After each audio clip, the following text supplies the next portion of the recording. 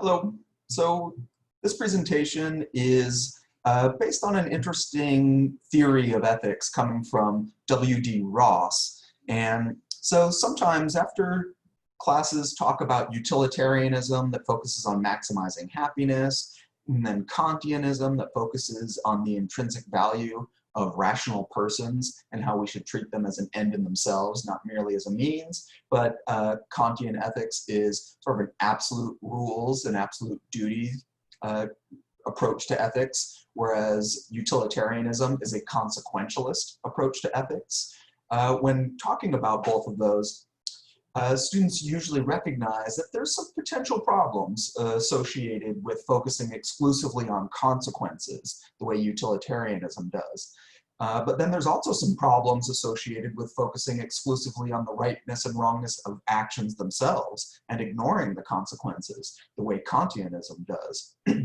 So some students suggest that maybe we should sort of do both of those, right? That have the consequences as important, but then also pay attention to actions as important. But we can't just kind of smash together utilitarianism and Kantianism because they're fundamentally incompatible theories of ethics. They're completely separate approaches. So we can't just sort of do them both at the same time.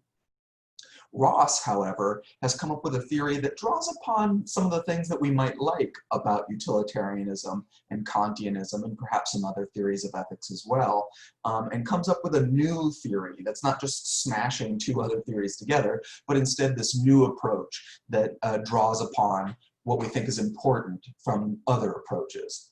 So, those other theories of ethics, in particular things like utilitarianism and Kantianism, they tried to keep the theory relatively simple, that there's a single source of our ethical judgments. Of course, in utilitarianism, it's happiness is intrinsic value. We have to be maximizing happiness. Of course, we also want to be minimizing suffering, but it's really mostly, as far as the thing that we're trying to actually achieve, it's happiness. And that's at the root of all of ethics according to utilitarianism. In Kantianism, it's the intrinsic value of rational persons. So that sort of grounds all of ethics, that one thing, that's the primary and really the only basis for our ethical judgments, you know, at its most basic starting point. Whereas Ross here, he's not convinced that emphasizing sort of simplicity of a theory of ethics and its consistency, you know, that it gives you kind of the same sort of answer over and over again in every situation, you know, maximize happiness or treat rational persons as an end in themselves, you know, that one thing is going to be, or any one thing is going to be the only source of our ethical judgments, the only thing that we want to pay attention to when judging ethical situations, figuring out what's right and wrong, what's good and bad. Okay, so it's not obvious that clarity and simplicity are the most important factors in a theory of ethics. And we can make an interesting analogy here with scientific theories.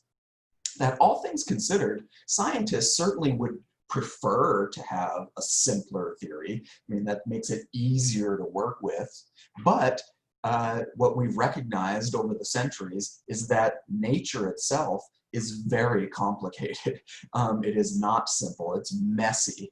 And so it's not obvious that the simplest theory is going to be the best theory. What we want a scientific theory to do is to be an accurate theory. We want it to be an accurate reflection of the way things really are. We want it to help us to understand nature as it actually is. And so if nature itself is very complicated, well, then our theory is probably going to have to be pretty complicated too. So we want accuracy more than simplicity in scientific theories, certainly, but then also we would think in ethical theories too. We want our theory of ethics to be accurate, not just merely simple or easy to use. So that's where Ross kind of comes back in here, where this is the theory that he's presenting, that instead of just one basis for our ethical judgments, there could very well be multiple bases for our ethical judgments. There's multiple different things that we want to pay attention to, that we think are important when making our ethical decisions. Now, not everything that we think is important in ethics overall is going to be relevant in any particular situation we happen to find ourselves in. So in some situations, it might be alleviating suffering. That's the most straightforward and clear thing that's relevant in a given situation. Nothing else seems to really be relevant, so that's what we focus on. In other instances, it might be fairness. In other instances, it might be something more like respect or honesty. So there's all these different kinds of things that are important that we focus on, and sometimes it's only just one of those at a time, but sometimes we're in a situation that's more complicated, and there might be multiple different ethically important things that we want to be paying attention to. And so how do we sort through all of that? That's what Ross is trying to get at here. So we need to, as I say here, balance all the different relevant ethical factors at play in a given situation. So that's where Ross comes up with what he calls these prima facie duties. So this term prima facie has lots of different meanings depending on the context. But in this context, it really means when considered alone. So these are duties. These are things that we should do. Similar to Kantian duties, but Kant, remember, thought that the duties were absolute. These are things that everyone should always follow. Whereas here, these are prima facie duties. So these are duties that you should follow, that you should fulfill, but when considered alone, right? So there could be other complicating factors in a given situation that could override a certain duty. So these are not absolute duties. In fact, there could be plenty of situations where more than one important duty is relevant in a given situation, and we have to decide how to prioritize those duties if we can't fulfill all of them. So also, these are sometimes called conditional duties. So these are duties, but they're conditional on the circumstances. And so we'll talk just a little bit more about balancing the different duties and how you might go about prioritizing them as we describe them here. But in his essay, Ross provides a list of what he considers to be prima facie duties or conditional duties. He doesn't claim that this is the for sure absolute final list, that this is the exhaustive list of all the prima facie duties, but these are the ones that he considers most prominent. So the first one, most of these are going to be pretty obvious, but a duty of fidelity, as he calls it. So honesty, right? Telling the truth, keeping your promises. So if you promise to meet somebody for lunch, then you should do that, right? You can't just disregard your promise to meet somebody. That seems pretty straightforwardly unethical.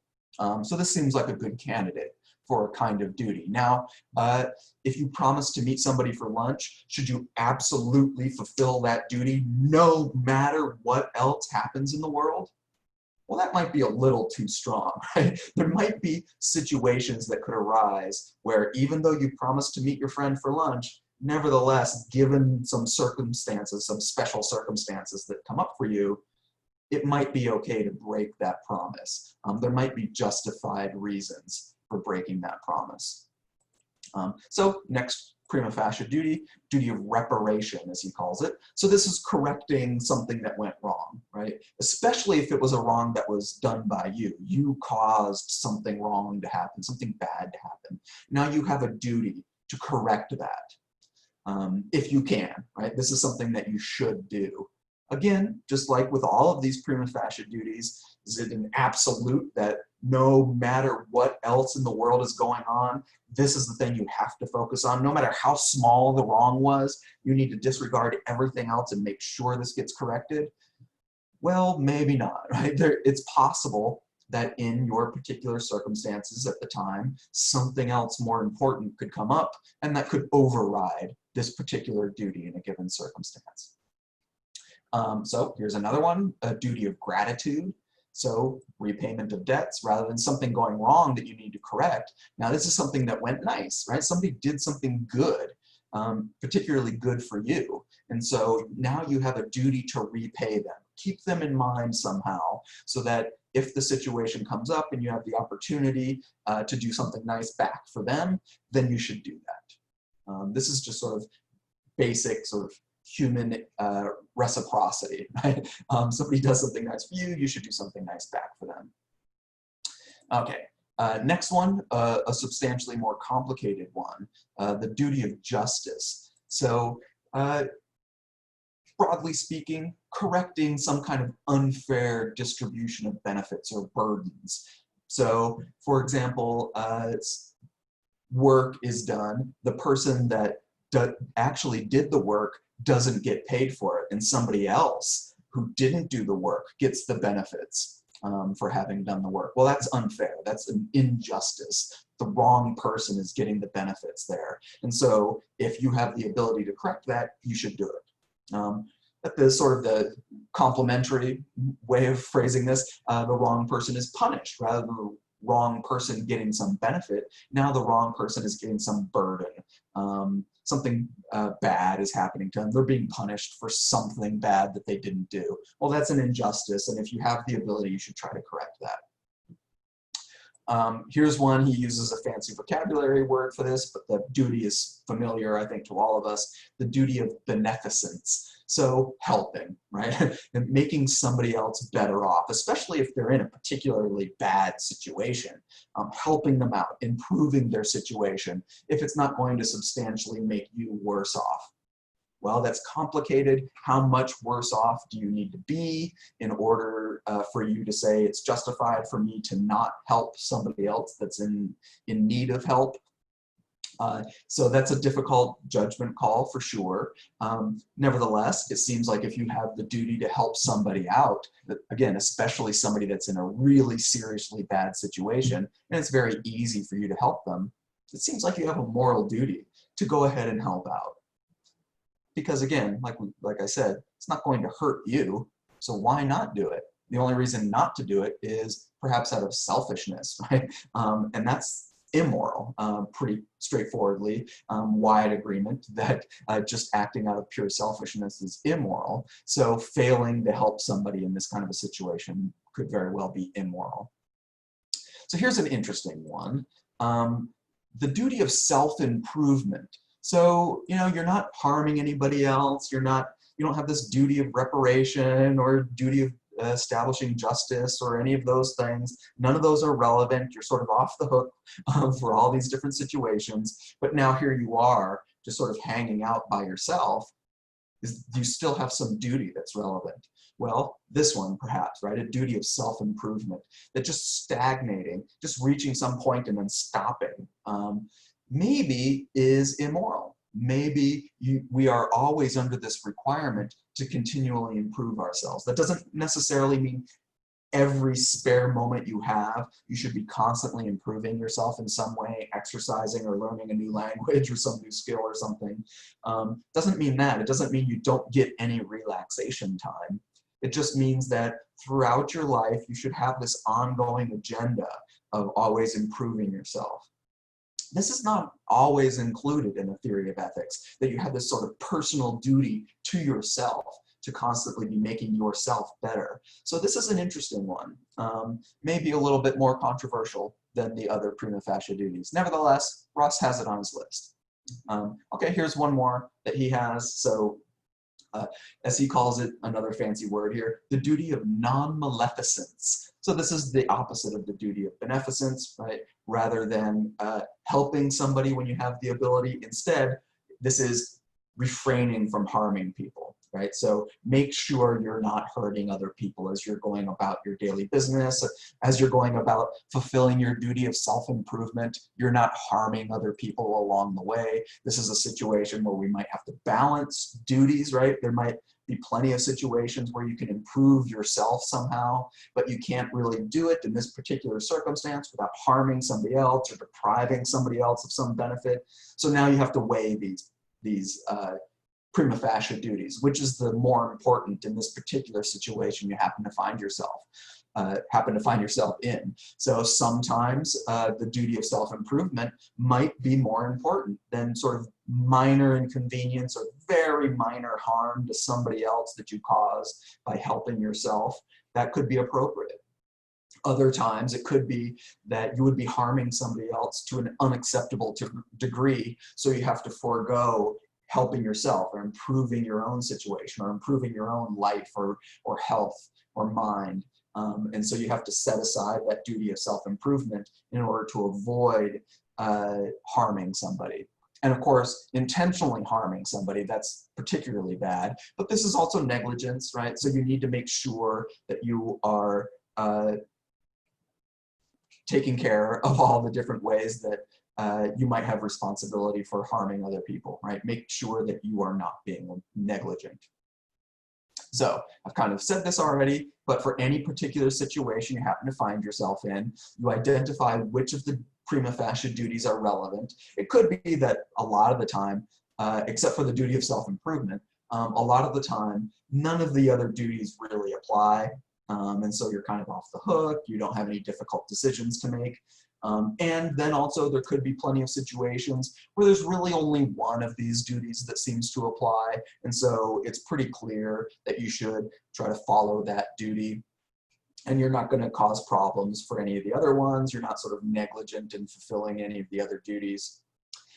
But there could be a lot of situations where more than one duty applies. And so you need to identify which of the duties is relevant in a given situation. And then for that particular situation, try to figure out which of the duties seems like the most important one there. Sometimes it might be the duty of fidelity, keeping your promise, telling the truth, being honest, that might be the most important thing.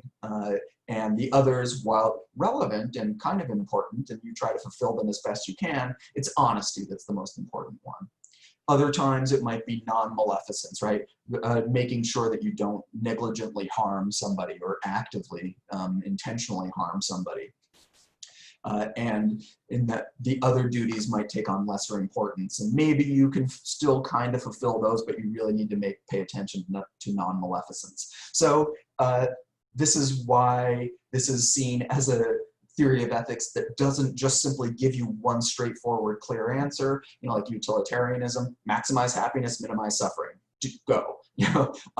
And it's relatively simple in that regard. This one, you've got these competing duties, you need to sort them out. Some situations, one duty is more important, another situation, another duty is more important.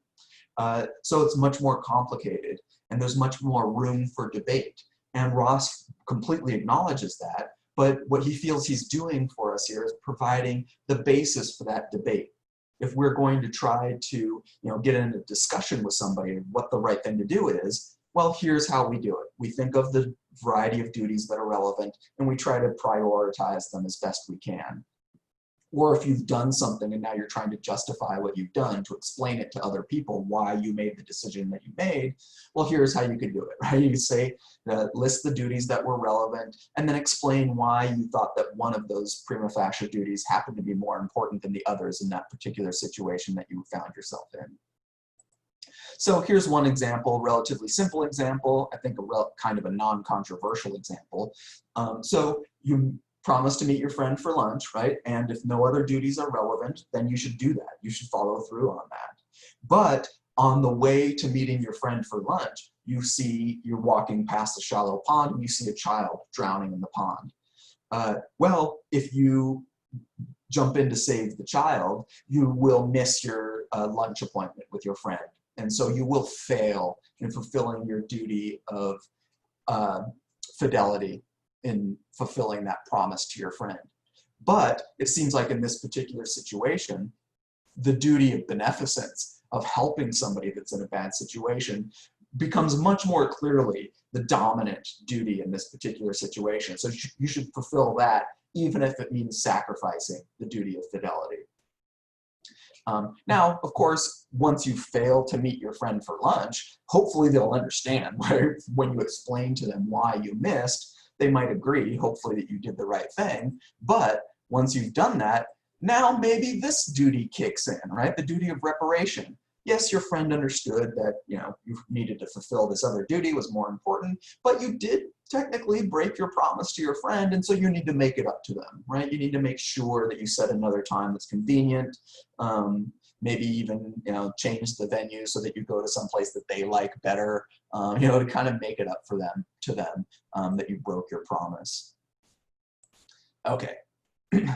notice that there's one duty that is missing, that he sort of ignores for the most part. The duty of beneficence comes kind of close to utilitarianism, but that's really more helping somebody in need. It's not just this general blanket duty to increase happiness, and certainly not a blanket sort of a default prima facie duty to increase your own happiness. So why does he leave that off the list? Well, as you can see here, and I think Ross has an interesting point, that increasing happiness, in particular increasing your own happiness, that's sort of our default mode, right? That's kind of the selfish, benefit yourself kind of mode. And arguably, ethics overall is intended to try to make it clear to us when we should deviate from that default mode of benefiting ourselves, of just increasing our own happiness. So we don't need some special duty listed to remind us that we should be trying to improve ourselves, or I'm sorry, that we should be benefiting ourselves and increasing our own happiness, because we're just gonna do that anyway. And so really the other duties, the real list of duties, are set up to make it clear to us when we should deviate from that default mode. Okay, so I've kind of mentioned these already, but potential problems that people have with this Rossian ethics, as we can call it, his set of prima facie duties and balancing the duties off of each other, and every situation that we find ourselves in might be a little bit different, and we prioritize the duties a little bit differently. Well, this is kind of an inconsistent theory of ethics. At least this is the charge that, say, followers of utilitarianism or Kantianism, they might not like Rossian ethics for this reason, that it's inconsistent, that there's no particular duty that is always the most important one. And so it varies from circumstance to circumstance. There's no single unified source of ethics, just happiness or just the value of rational persons. Instead, what Ross believes that he's given us, and hopefully this has become clear at this point, is a consistent method for figuring out what the right thing to do is, as opposed to a consistent single source of ethics or a consistent answer that's like always, always tell the truth, or never ever lie, or always improve yourself, or always help other people that are in need. There's no single directive that is always going to be the main thing that you need to pay attention to. So he thinks that this more accurately reflects the way we really go about ethics. You might sort of think that one theory of ethics is more interesting or more applicable or more true than another one, but nevertheless, when you actually are living your life, how do you do it? How do you actually make ethical decisions? How do we actually debate over what's ethically correct and what's not? How do you actually justify to other people why you did what you did? Well, this is what Ross is trying to provide for us, a consistent framework for talking about those things and reasoning through it and debating what the right thing to do is. Okay, so I've got a little note here that this is sort of like what we see in physics, again, bringing it back to scientific theories. We don't want to just focus so much on having a single source for everything in nature, or somehow the simplest possible theory. One simple way of forming a theory in physics would be to say that there's one force that is the dominant force for the entire universe, and that's all that nature is. It's based on this one thing, and it just plays out in all these different complex ways. Well, it's not clear that nature is really like that. That we've got, well, it used to be 4 forces, gravity, electromagnetism, and then the weak and strong nuclear forces. And interestingly, the electromagnetic force and the weak force have actually been combined into a single force in quantum mechanics. So it's down from 4 to at least 3, might come down to 2, but nevertheless, it might be unreasonable to expect that there's going to be just one source for all of reality. That explains all of reality. There might be multiple things, sort of at its most fundamental level, multiple things that we need to keep track of to explain everything. And so that's more complicated, but it might also be more accurate. And we want accuracy over simplicity. At least that's what Ross has in mind here. Okay, so I will go ahead and stop there. Thanks.